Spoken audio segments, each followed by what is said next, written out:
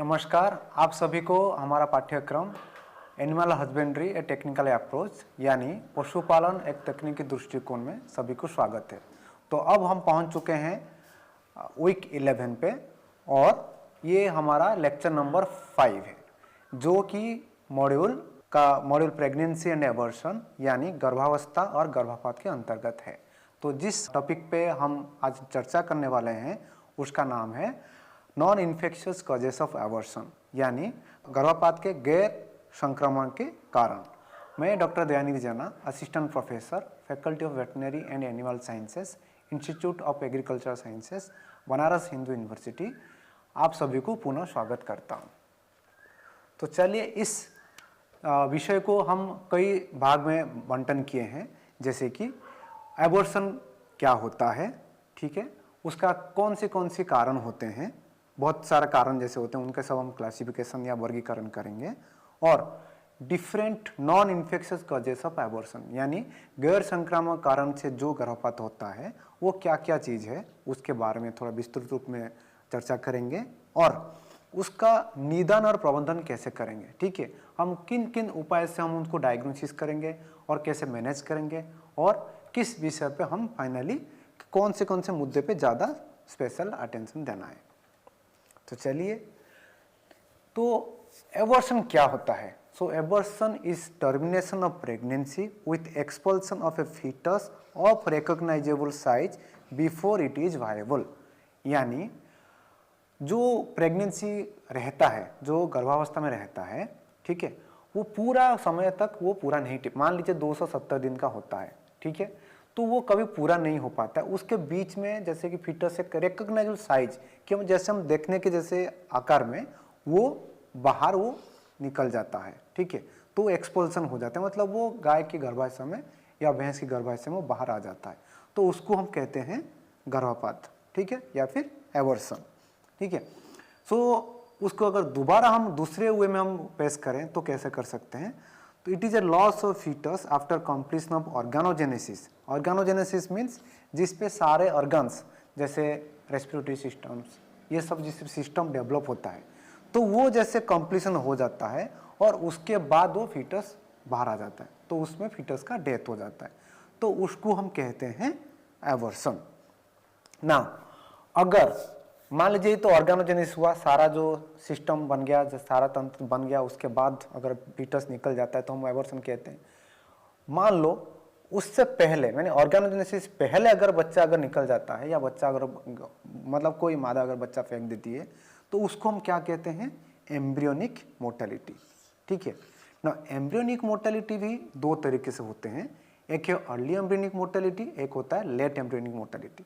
एक टर्म है MRP, ठीक है, मैटरनल रिकॉग्निशन प्रेगनेंसी, ठीक है, जैसे कि प्रेगनेंसी रहती है, ठीक है, कंसेप्शन हुआ तो मादा को महसूस होना चाहिए कि हाँ वो प्रेग्नेंट हुई है, उसके हिसाब से उसके अंदर जितनी जो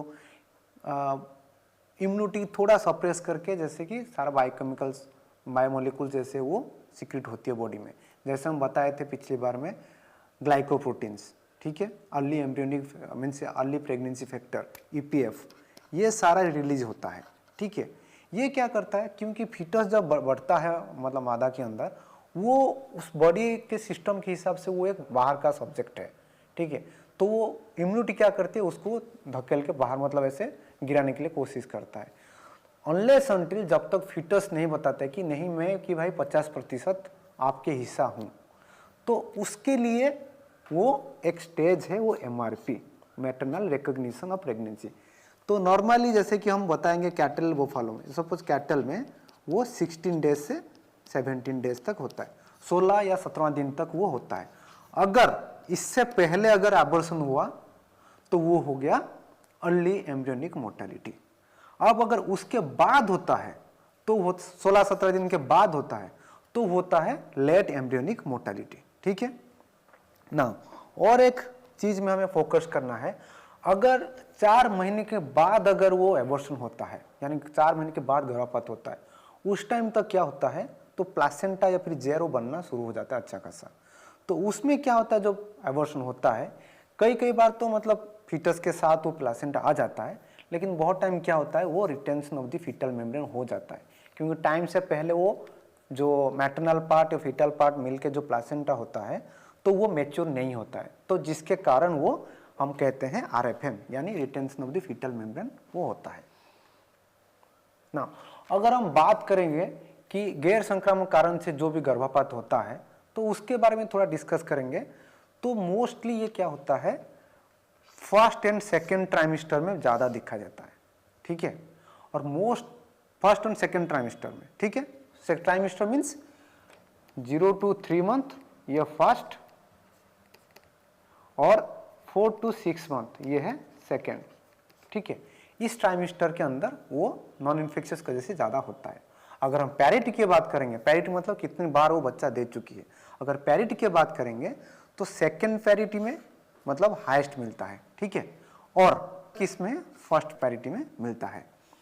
बहुत सारे में क्या होता है, जैसे कि लास्ट स्टेज प्रेगनेंसी होता है, सीप मतलब भेड़ में स्पेशली जब लास्ट स्टेज में होता है तो भेड़ में वो ज़्यादा नॉन इन्फेक्शियस कॉजेस के लिए वो होता है, ठीक है। और स्पीसीज वाइज हम देखेंगे, मान लीजिए मेयर होता है, ठीक है, घोड़े हैं, तो घोड़े में क्या होता है, ट्विनिंग ज़्यादा होता है, ठीक है, और उसका जो अम्बिलिकल कॉर्ड है वो ज़्यादा लंबा होता है। तो बहुत बार क्या होता है, इतना लंबा होता है वो गर्दन के चारों तरफ बच्चे का पूरा मोड़ मतलब ऐसे हो जाता है, वो स्ट्रैंगुलेशन से वो मर जाता है। तो इसीलिए most of the non infectious causes किसमें अगर स्पेसिस वाइज पूछेंगे तो घोड़े में मिलता है पहले, उसके बाद वो गाय भैंस, उसके बाद वो जैसे कि भेड़ और बकरी में मिलता है। तो चलिए हम जानते हैं कि कॉजेस ऑफ एबॉर्शन, एबॉर्शन किसके कारण होता है। तो मोस्ट अगर ब्रॉडली हम देखेंगे अगर पूरा ऐसे, तो एबॉर्शन दो कारण के लिए होता है। पहला है इन्फेक्शियस कॉजेस यानी संक्रामक रोगों की वजह से होता है, और दूसरा है नॉन इन्फेक्शियस।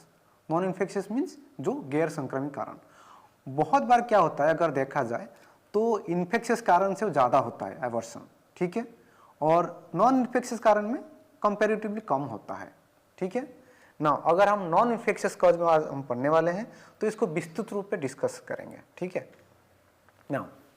अगर हम दोबारा बांटेंगे कि नॉन इन्फेक्शियस कारण के क्या क्या होता है, तो नॉन इन्फेक्शियस कॉजेस जो है वो मान लीजिए ये 5-6 भाग में बंटन किए हैं। जैसे हार्मोनल कॉजेस, किस हार्मोन की वजह से होता है, ठीक है, कौन सी हार्मोन रेस्पॉन्सिबल होते हैं कि वो गर्भपात हो जाता है, और injection of the toxic plants. Toxic plant means जो कि जैसे जहरीला कुछ पेड़ पौधे होते हैं, अगर उससे खाते हैं तो वो भी अबॉर्शन होने का या गर्भपात होने का बहुत चांसेस रहता है। और तीसरा है न्यूट्रिशन। तो न्यूट्रिशन मतलब खान पीन की वजह से भी अबॉर्शन होता है कि नहीं, ठीक है, अगर होता है तो क्यों होता है। और चौथी है mycotoxin. Mycotoxin means fungal origin, जैसे कोई मोल्डी फीड हम खिलाते हैं जिसमें फंगस होता है, तो ऐसे अगर हेल्दी इंसान भी कोई हम फंगस वाला खाना खाते हैं तो अगले दिन तुरंत बोलते हैं फूड पॉइजनिंग हो गया, लूज मोशन हो गया, वोमिशन हुआ। तो जाहिर सी बात है अगर हम हेल्दी इंसान खाने के बाद अगर होता है तो जो गर्भावस्था में अगर कोई जानवर खाता है तो डेफिनेटली उसमें अबॉर्शन होने का बहुत चांसेस रहता है। तो कौन सी जो माइकोटॉक्सिन्स हैं जो अबॉर्शन कराते हैं, गर्भपात कराते हैं, उसके बारे में थोड़ा डिस्कस करेंगे। और पांचवा जो है जेनेटिक। जेनेटिक मीन्स जो भी कोई मतलब अगर गाभिन होते हुए भी अगर जेनेटिक फैक्टर से इधर वो बुल से आया हो या फिर अपना काव से है, तो वो जो जेनेटिक फैक्टर अगर बच्चा अगर सही से बढ़ नहीं पाता है, तो मान लीजिए आप कुछ देखे होंगे कभी किसी का, जैसे कि कुछ बछड़ा में जैसे 5 पैर है, किसी में जैसे मुंडी छोटा है, कुछ जैसे हम बोलते हैं कि भूत वाला बच्चा जैसे निकलते हैं, तो वो हो जेनेटिक कारण के वजह से होता है, तो वो भी अबॉर्शन का कारण या गर्भपात का कारण बन सकता है। और आखिरी है मिसलेनियस में अदर फैक्टर्स। इन सब फैक्टर के अलावा भी कुछ फैक्टर्स ऐसा है, जैसे कि मान लीजिए कि कोई गाभिन जानवर जा रही है और एक्सीडेंट हो गया, तो इतना स्ट्रेस होता है, तो वो अगर बच्चेदानी के लगभग अगर टक्कर खाया तो हो सकता है वो बच्चा गिरा दे वो, तो वो सब कारण वो अदर फैक्टर्स में आते हैं। तो चलिए हम एक एक करके हम इसके विस्तृत रूप में जानते हैं। तो हार्मोनल कॉजेस, हार्मोन क्या होता है, ये एक स्पेशल मैसेंजर टाइप का होता है, इसका क्वांटिटी बहुत कम है, कम मात्रा में निकलता है, ठीक है, लेकिन उसका जो काम होता है वो बहुत बड़ा काम होता है, ठीक है। कोई भी जैसे कि प्रेगनेंसी होती है, जो अगर हम बोलते हैं pregnancy hormone of the pregnancy, वो है प्रोजेस्टेरोन। मान लीजिए नॉर्मल क्या होता है, यूट्रस कॉन्ट्रैक्शन करता है, ठीक है, वो एस्ट्रोजन की वजह से। प्रोजेस्टेरोन क्या करता है, जैसे ही प्रेग्नेंट होती है जानवर तो प्रोजेस्टेरोन क्या करता है, उसको जो गर्भाशय है उसको पूरा साइलेंट कर देता है, ठीक है, क्वेश्चन हम कहते हैं। और मायोमेट्रियम जो कंट्रैक्शन होता है उसको साइलेंट करता है, ठीक है। और यूट्राइन मिल्क या फिर जो बच्चे बढ़ने के लिए जो जो सुविधाएं चाहिए वो प्रोजेस्टेरोन वो मेंटेन करता है। तो मान लीजिए कि अगर आप घर में हैं, छत जो बनता है वो बारिश से बचाता है, ठंड से या गर्मी से बचाता है। अगर वो छत नहीं है तो क्या होगा, आप बारिश में भीगेंगे। तो उसी हिसाब से अगर प्रोजेस्टेरोन का कमी हो गया तो प्रेगनेंसी तो रहेगा नहीं, गर्भपात हो ही जाएगा। तो उसी हिसाब से हम कहते हैं जो फर्स्ट स्टेज है लुटियल या प्रोजेस्टेरोन डेफिशिएंसी। अगर मान लीजिए जितनी चाहिए, मान लीजिए फॉर एग्जांपल 2 नैनोग्राम चाहिए, अगर वो आपको नहीं, मिनिमम नहीं मिल रहा है तो क्या होगा, वो प्रेगनेंसी या फिर गाभिन नहीं बचा पाएगा, तो वो आगे जाके वो बच्चा गिरा देती है, ठीक है। तो इसमें क्या कर सकते हैं, हमें मान लीजिए कि हम इतना कितना उसका प्रोजेस्टेरोन हम लैब में टेस्ट करेंगे, अगर उसका जरूरत से कम है तो हम प्रोजेस्टेरोन डोज दे सकते हैं। हो सकता है वो आगे जाके जैसे कि 1 महीना 2 महीना 3 महीने बाद वो अपने दम पे आके वो जो कॉर्पस ल्यूटियम से प्रोजेस्टेरोन निकलता है तो वो भारी मात्रा में जैसे वो प्रोडक्शन हो सकता है, उसकी वजह से वो गर्भावस्था रोक सकता है। सेकेंड चीज है injection of the abortifacient drugs. Abortifacient drugs means कुछ ऐसे दवाई है, जैसे इंसान में भी कहते हैं वो सेम जानवर में है, कि उनको नहीं देना है, ठीक है। क्या है, प्रोस्टाग्लैंडिन। इवन कहते हैं प्रोस्टाग्लैंडिन जो इतना वो ताकतवर होता है, जो अगर प्रेग्नेंट लेडी कोई भी है तो उनको भी मतलब इंजेक्शन थोड़ा सा हल्का सा लग गया या फिर स्किन से इंजेक्शन चला गया तो उसमें से गर्भपात होने का भी बहुत चांसेस है। तो इसीलिए कभी भी जैसे PGF2 अल्फा लगाना है, प्रोस्टाग्लैंडिन लगाना है, तो पहले श्योर करना है कि एनिमल प्रेग्नेंट नहीं है। अगर प्रेग्नेंट एनिमल को दे दिए तो वो क्या करेगा, यूट्रस कॉन्ट्रैक्शन करेगा। कॉर्पस ल्यूटियम जो है वो कहते हैं हम CL लाइसिस। CL लाइसिस कौन करता है, PGF2 अल्फा, ठीक है। तो अगर हम PGF2 अल्फा दे देंगे वो कॉर्पस ल्यूटियम लाइसिस कर देगा, तो लाइसिस हो गया मीन्स उसके बाद प्रोजेस्टेरोन निकलेगा नहीं, तो प्रोजेस्टेरोन नहीं निकलेगा और ऊपर से वो यूट्रस को इस मायोमेट्रियम को कॉन्ट्रैक्शन करेगा तो फीटस जो है फिर बाहर आ जाएगा, मतलब डेवलपिंग फीटस जो है वो बाहर आ जाएगा, वो एबॉर्शन हो जाएगा। तो इसीलिए कोई भी एबॉर्टिफैक्शन ड्रग्स होता है उनको नहीं देना है जब तक वो गाभिन है। तो उसके साथ साथ और कौन कौन दवाई है जिसको हमें रोक लगाना है, एक तो PGF2 बता दिया अभी, उसके अलावा ग्लूकोकॉर्टिकॉइड्स ना। कॉर्टिकोस्टेरॉइड्स का क्या दिक्कत है, कॉर्टिकोस्टेरॉइड्स वो है जैसे कोई जानवर मान लीजिए जब बच्चा गाभिन के जैसे पूरा टर्म पूरा हो जाता है तो वो कॉर्टिकोस्टेरॉइड रिलीज होता है, कॉर्टिसोल रिलीज होता है। वो क्या करता है, जैसे सीक्वेंस मैकेनिज्म, वो फिर PGF2 अल्फा प्रोडक्शन में इनडायरेक्टली मतलब उसको मदद करता है और जो प्रोजेस्टेरोन है उसको फिर एस्ट्रोजन में कन्वर्ट करने में हेल्प करता है। तो उसी हिसाब से वो पूरा जिसे हम कहते हैं कास्केड ऑफ द मैकेनिज्म, वो हर सारा जो स्टेप करता है जो बच्चा देने के लायक मतलब प्रोसेस में आता है। तो इसीलिए इसको नहीं देना है। एस्ट्रोजन क्या करता है, एस्ट्रोजन क्यों नहीं देना है, एस्ट्रोजन क्या करता है, वही कॉन्ट्रैक्शन शुरू करता है और कहीं ना वो PGF2 अल्फा सिक्रेशन में भी वो सिनर्जिस्टिक एक्शन करता है, तो इसीलिए एस्ट्रोजन नहीं देना है। ऑक्सीटोसिन, बहुत बार क्या होता है गांव में क्या करते हैं, ऑक्सीटोसिन दूध जैसे निकालने के लिए वो ऑक्सीटोसिन लगा देते हैं कि ज़्यादा मिल्क लेट डाउन होता है। क्यों, क्योंकि ऑक्सीटोसिन क्या करता है, वो स्मूथ मसल कॉन्ट्रैक्शन करता है, ठीक है, स्मूथ मसल कॉन्ट्रैक्शन। तो स्मूथ मसल किसमें जैसे कि मामरी ग्लैंड में हो गया तो वो यूट्रस में भी है, तो वो यूट्रस को कॉन्ट्रैक्शन करेगा। वंस यूट्रस कॉन्ट्रैक्शन करेगा तो वो डेवलपिंग फीटस वो बाहर आ जाएगा। तो इसीलिए हमेशा ध्यान रखना है जो ये एबॉर्टिफैक्शन ड्रग्स है इसको नहीं देना है। Now coming to the next type में क्या है, injection of the toxic plants. बहुत बार क्या होता है, जैसे हम गांव में जैसे क्या होता है, गाय को चरने के लिए छोड़ देते हैं, गाभिन है चरने छोड़ देते हैं, जंगल जिसके घर के आसपास होता है जंगल में भी चरने चले जाते हैं। लेकिन जैसे होता है ना कि सारे इंसान मतलब अच्छे नहीं होते, कुछ ना कुछ जैसे होते हैं थोड़ा गड़बड़ टाइप के हैं, तो सारे पेड़ पौधे भी अच्छे नहीं होते हैं, कुछ ना कुछ जहरीले होते हैं, ठीक है, विषैले होते हैं। तो वो जानवर क्या होता है ना, सूंघ के जान जाते हैं कि हाँ, जैसे कि हाँ ये अच्छा है या ये बुरा है, मतलब इसको नहीं खाना है। कभी कभार मिस्टेकली जैसे कि खा रहे हैं, वो कुछ पत्ता चुबा लिए, तो वो टॉक्सिक हो सकता है। क्यों, कैसे टॉक्सिक होता है? उसमें ऐसे कुछ जैसे टॉक्सिक मटेरियल होता है, वो जाके अंदर वो बच्चे को मार देता है। और खाली बच्चे को मार नहीं देता है, बाकी कुछ जैसे कुछ कैसे प्लांट्स है जो फेफड़े में गड़बड़ कर देते हैं, जो लीवर है, कलीजे हैं, तो उसमें भी गड़बड़ करते हैं, वो लीवर को डैमेज करता है।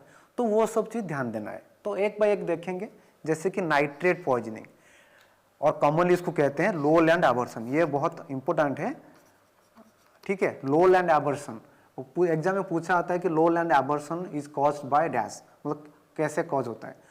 तो कुछ नाइट्रेट कंटेनिंग प्लांट होते हैं, जैसे कि सूडान ग्रास, ओट, व्हीट, कॉर्न, ये सब इसमें क्या होगा, नाइट्रेट कंटेंट ज़्यादा होता है।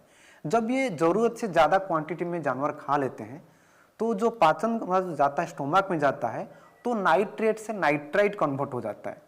तो वो जो नाइट्रेट से नाइट्राइट हुआ, ये नाइट्रेट क्या करता है, ब्लड से ऑब्जर्व हो जाता है, और फीटस के पास जैसे जाता है, वो मेट हीमोग्लोबिन में कन्वर्ट हो जाता है।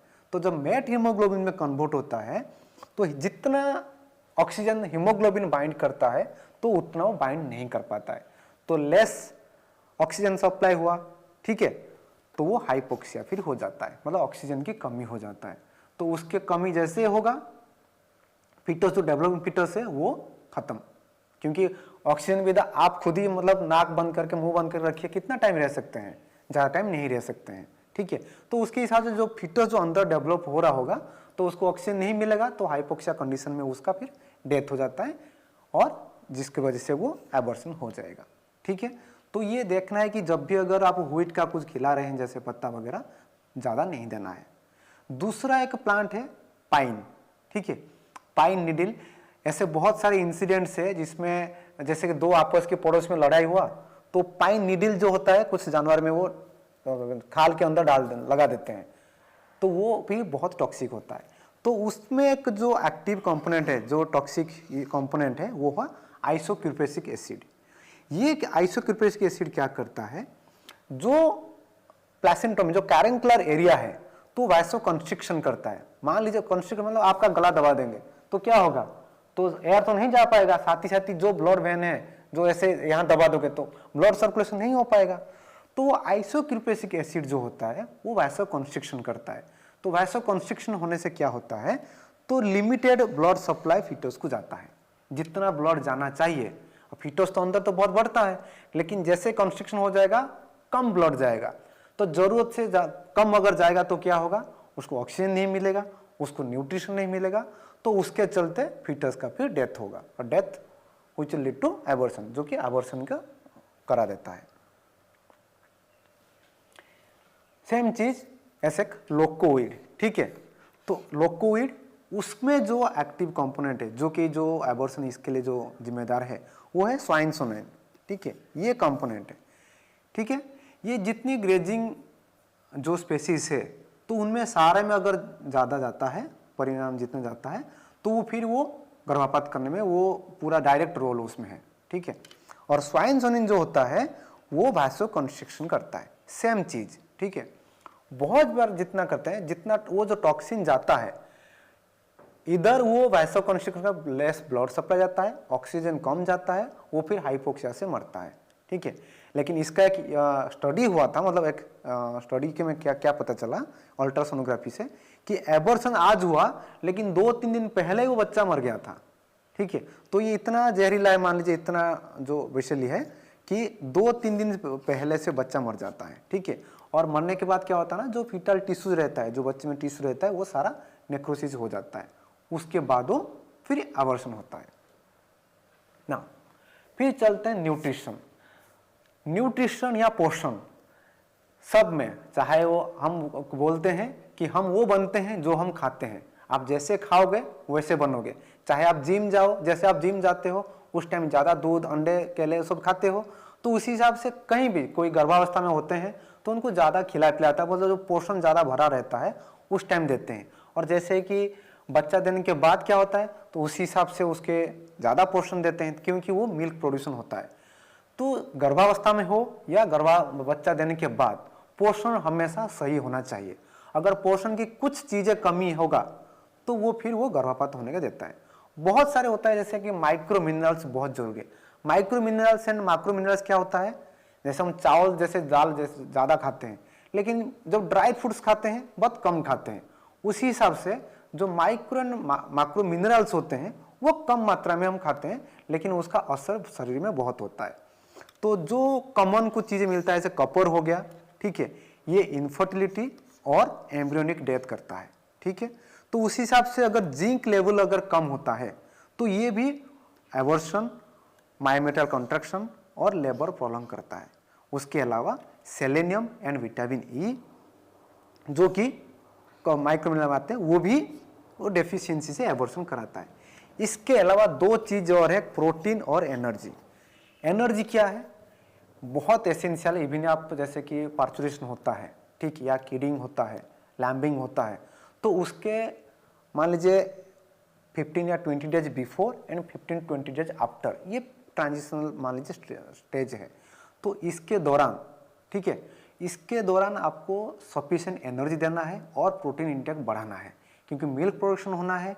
और जो पार्चुरेशन जो प्रोसेस है, लैम्बिंग या किडिंग प्रोसेस जो है, ये बहुत कम्बर्सन और एनर्जी इंटेंसिव रहता है। तो उसके दौरान आपको सही मात्रा में एनर्जी देना है। दूसरा चीज़ एक है, जैसे कि शीप में जो वेंड में जो होता है मल्टीपल फीटस होते हैं, ज़रूरत से ज़्यादा होता है, उसमें एक हम कहते हैं प्रेगनेंसी टॉक्सिमिया। जब ज़्यादा बच्चे होते हैं तो क्या होता है ना, ज़्यादा एनर्जी उनको रिक्वायरमेंट होता है। जब वो बच्चे तो अंदर बढ़ रहे हैं, वो क्या करते हैं, माँ से सारा एनर्जी खींच लेते हैं, तो उसके चलते क्या होता है, तो माँ का डेथ हो सकता है। तो इसीलिए अगर सफिशिएंट एनर्जी नहीं देंगे तो वो सारे बच्चे जो अंदर बढ़ते हैं माँ से एनर्जी खींच लेते हैं और वो भेड़ मर सकता है। तो इसीलिए कहते हैं वो प्रेगनेंसी टॉक्सिमिया डेवलप होता है। टॉक्सिमिया ऐसे नहीं कि कोई टॉक्सिन है, लेकिन वो न्यूट्रिशन मतलब एनर्जी से होता है। तो इसीलिए जो भेड़ आते हैं लास्ट स्टेज में, मतलब मान लीजिए 10-15 दिन और बच्चे देने का टाइम हो, उस टाइम पहले ट्रीटमेंट इनका क्या होता है कि तुरंत सिजेरियन सेक्शन करके उनको बच्चा निकाल लो, ठीक है, या फिर ग्लूकोज सफिशिएंट अमाउंट में दो, एनर्जी सफिशिएंट अमाउंट में दो, ताकि वो बच सके। अदरवाइज वो भेड़ मरने का 100% ट्रू ये है कि वो मरी जाएगी वो ना। अगली स्टेप में आते हैं माइकोटॉक्सिन, यानी जो फंगल और मोल्डी फीड होता है। जहां हम फीडिंग की बात आती है तो एक कोने में हम रख देते हैं, लेकिन बरसात या कुछ ऐसे जब हाई मॉइस्चर कंटेंट रहता है तो उसमें फंगस होने लगता है। वो जो फंगस डेवलप होता है मोल्डी फीड जब खाते हैं तो आवर्षण कराता है। तो बहुत सारे टॉक्सिन से, जैसे आफ्लाटॉक्सिन से, ठीक है, ट्राइकोथिसिन है, ऑर्काट्रोक्सिन से, एर्गोट आल्कालॉइड से, जेरालिनोन है, ये सब बहुत सारे टॉक्सिन है। इसमें जेरालिनोन एंड एर्गोट आल्कालॉइड ये ज़्यादा बहुत ज़्यादा आवर्षण कराता है। ये क्यों, जैसे कि एर्गोट आल्कालॉइड से या जेरालिनोन है, ये ईस्ट्रोजेनिक कंपोनेंट है। ईस्ट्रोजेनिक मतलब इसमें ईस्ट्रोजन कंटेंट ज़्यादा मिलता है। ये क्या करता है कि जैसे ही खाते हैं कुछ दिन बाद ये जैसे कॉन्सेंट ज़्यादा होता है टॉक्सिन, वो कॉन्ट्रैक्शन करने शुरू कर देता है मायोमेट्रियम, यानी जो गर्भाशय को कॉन्ट्रैक्शन करना शुरू कर देता है। ज़्यादा कॉन्ट्रैक्शन हुआ तो वो फीटस बाहर आ जाएगा, डेवलपिंग फीटस, तो वो गर्भपात तो हो ही जाएगा।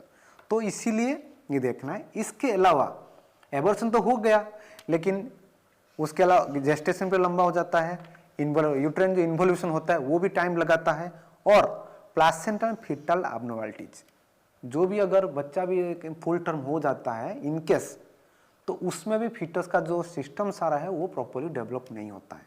इसके अलावा आगालक्ष्य भी कराता है, मतलब दूध प्रोडक्शन है वो कम हो जाता है। तो इसीलिए जब भी हम खिलाना है, मतलब वो फीड जो खिलाना है वो मोल्डी फीड नहीं देना है और प्रॉपरली देना है, ठीक है। उसके अलावा आता है जेनेटिक और क्रोमोसोमल डिफेक्ट। जैसे बोले हैं, हम भी कई बार देखें, जैसे गाय से ऐसे एबॉर्शन हो गया तो देखें उसमें इधर मुंडी नहीं है, ठीक है, या अगर कुछ है तो कुछ डेवलप सिस्टम नहीं होता है अंदर से, कि आपका पाचन तंत्र हो व स्वास्थ्य तंत्र हो, कुछ ना कुछ गड़बड़ होता है, तो बच्चा आ ही तो जाता है, लेकिन फिर वो एक्सपायर हो जाता है। तो ये सब जेनेटिकल एब्नॉर्मलिटी की वजह से होता है। वो हम जो कहते हैं उसका मॉन्स्ट्रोसिटी या भूत बच्चा जो निकलना है। तो मोस्टली क्या क्या दिक्कत होता है, इनब्रीडिंग अगर ज़्यादा होता है, ये जो इनब्रीडिंग होता है बार बार उसी सांड से या फिर उसमें बार बार रिपीट मतलब कराने से, प्रजनन कराने से क्या होता है, वो जो भी रिसेसिव जीन होता है वो फिर डोमिनेट हो जाता है, तो जिसके चलते मॉन्स्टरिटी डेवलप होता है। इसके अलावा जैसे कुछ म्यूटेशंस हो जाता है, ठीक है, कुछ पॉलीजेनिक डिफेक्ट्स हो जाता है जिसके चलते भी होता है। और कुछ ऐसे वायरसेस होते हैं जैसे कि अकावेन वायरस है, वो ओवाइन मतलब वैन में भी वो मॉन्स्टरिटी डेवलप कराता है, ठीक है। तो लास्ट में हम चलते हैं अदर कजेस, मतलब और क्या क्या कजेस हो सकते हैं इसके अलावा। जो मोस्ट कॉमनली जो एक्सीडेंटल होते हैं वो फिजिकल स्ट्रेस जो होता है। फिजिकल स्ट्रेस क्या है, मान लीजिए कोई एक्सीडेंट हो गया, ठीक है, या फिर कोई बोलते हैं कि जैसे कि पानी पीने जाते हैं या फिर चढ़ाई में चढ़ रहे हैं तो ढलान से वो गिर गए हैं, और कुछ पानी पीने जाते हैं जैसे भैंस में ज़्यादातर होता है, पानी पीने जा रहे हैं और गिर गए हैं, तो वो सब फिजिकल स्ट्रेस और जो ट्रॉमा आता है तो उसमें से भी हो सकता है। जैसे कि एमनियोटिक रप्चर हो सकता है, और कोई हार्श परेक्टल पाल्पेशन कर रहे हैं, परेक्टल पाल्पेट कर रहे हैं, लेकिन जैसे वो रप्चर करें एमनियोटिक वेसिकल को रफ हैंडलिंग में, तो उससे भी फिजिकल स्ट्रेस बनता है, तो उससे भी एबॉर्शन हो सकता है। उसके अलावा मान लीजिए प्रेग्नेंट एनिमल आई कोई एआई के लिए, कृत्रिम गर्भाधान के लिए आया, ठीक है, आप उसमें बिना देखे जाने आप इंसेमिनेशन गन डाल दिए, एआई कर दिए, तो उस टाइम में भी वो एबॉर्शन हो सकता है। तो वो क्या हुआ, वो आपने मैनुअल, क्योंकि आपके वो फिजिकल स्ट्रेस दिए, ट्रॉमा दिए, तो इसलिए एबॉर्शन हो गया, ठीक है। और एक्सीडेंटल जैसे कि आप मैनिपुलेशन करो सर्विक्स को, प्रेग्नेंट है सर्विक्स मैनिपुलेशन करते हो, कभी कभार क्या होता है वो फिर स्टिमुलेट होके वो PGF2 अल्फा सिक्रेशन हो सकता है, तो जिसके चलते भी वो एबॉर्शन हो सकता है। और लास्ट ये कि जैसे कि वो स्ट्रेस देते हैं, तो स्ट्रेस देते हैं तो कोर्टिसोल रिलीज करता है हाइपोथैलेमस पिट्यूटरी गोनाडल एक्सिस से ऐसे, तो वो जो होता है वो फिर उसमें पर्चुरेशन प्रोसेस या बच्चन प्रोसेस शुरू कर देता है और एबॉर्शन हो जाता है। Umbilical cord torsion and twin pregnancy, ये जो है वो बहुत तरीके से घोड़े में मिलता है।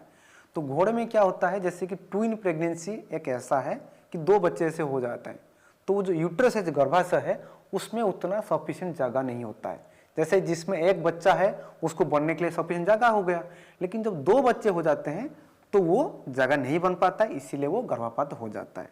दूसरा है जो अम्बिलिकल कॉर्ड ट्विस्टिंग, मान लीजिए 50 मीटर तक जैसे कि उनका होता है उनका अम्बिलिकल कॉर्ड, तो वो फिर क्या होता है बच्चे के गले के चारों तरफ ऐसे पूरा फैल जाता है, मतलब ऐसे, तो उसमें क्या होता है स्ट्रैंगुलेशन होता है, ऑक्सीजन सप्लाई नहीं जाता है, तो वो फिर जो घोड़े का बच्चा वो अंदर मर ही जाता है, वो फिर गर्भपात हो जाता है, ठीक है। ये स्ट्रैंगुलेशन होता है, एक्सेसिव टॉर्सन होता है और नेक्रोसिस भी हो जाता है। ये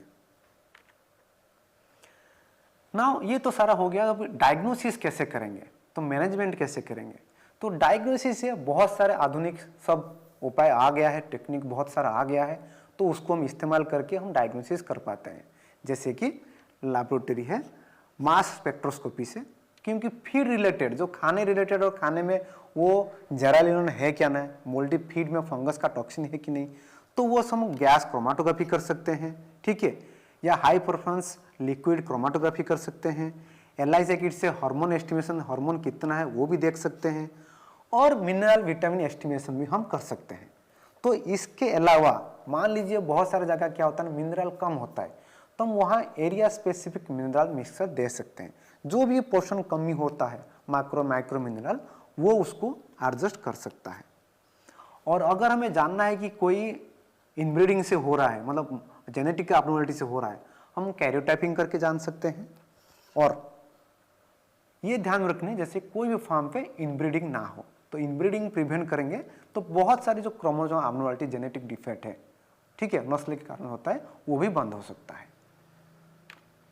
तो उसमें सारा ये जो विषय है क्या निष्कर्ष निकला है कि जो भी नॉन इन्फेक्शियस एबॉर्शन होता है, ठीक है, मोस्टली फिजिकल स्ट्रेस से होता है, या फिर टॉक्सिक प्लांट्स होता है जैसे चरने के लिए इसे भेज देते हैं ग्रेजिंग के लिए, उस दौरान भी हो सकता है, या कोई मोल्डी फीड हम खिला देते हैं, जो कि हम मैनेजमेंट से प्रॉपर मैनेजमेंट और केयर के तहत हम ये कंट्रोल कर सकते हैं। और जहाँ चरने के लिए हम छोड़ते हैं जानवर को, तो वह देखना है कि कोई भी विषैली वो घास या पौधे जैसे कुछ नहीं है। इसके अलावा कोई भी प्रेग्नेंट एनिमल्स हैं उनको एरिया स्पेसिफिक मिनरल हमें देना चाहिए। मान लीजिए कोई एरिया में कैल्शियम की डेफिशिएंसी है, ठीक है, नहीं है, ठीक है, नेगेटिव, तो वहाँ कैल्शियम हम खाने में जोड़ के देना चाहिए। मतलब मैंगनीज सपोज नहीं है तो मैंगनीज हम एरिया स्पेसिफिक मिनरल में डाल के देना चाहिए। और हमेशा ध्यान रखिएगा, कभी जैसे कि 1-2 एनिमल का आपका गर्भपात हो गया है तो वो डायग्नोसिस करना बहुत ज़रूरी है। आप प्रॉपरली डायग्नोस करो और उसी हिसाब से आप पूरा फार्म को आप मैनेज कर सकते हो। और अधिक जानकारी के लिए आप ये 3 किताब पढ़ सकते हैं जो कि इंडिया में अवेलेबल है। ये तीनों ही फॉरेन ऑथर्स हैं, आप इनको पढ़ सकते हैं। धन्यवाद।